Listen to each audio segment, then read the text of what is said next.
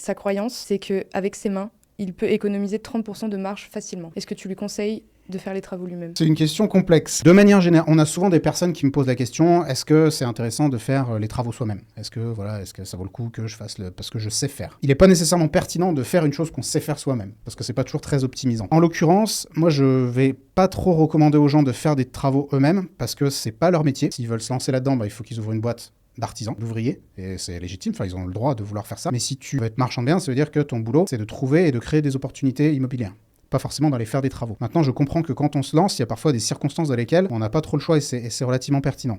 Et je prends le cas de figure de ce Julien-là, qui est pas forcément valable pour une autre personne, mais pour ce gars-là, qui est relativement jeune et qui a que, entre guillemets, 15 000 balles d'économie, ce qui est pas énorme. Son capital financier n'étant pas très gros, ça peut être pas mal d'aller miser sur son capital humain, son capital savoir-faire, qui est en fait son savoir-faire d'artisan. Et peut-être de se dire quoi, il va aller taper dedans lui-même pour faire des économies et pour essayer de faire grossir sa marge, grossir son capital. Et d'ailleurs, moi, en 2018, j'ai eu une opération à un moment donné, on s'est retrouvé coincé, on n'arrivait pas à la vendre et on n'avait plus de trésor pour financer les travaux.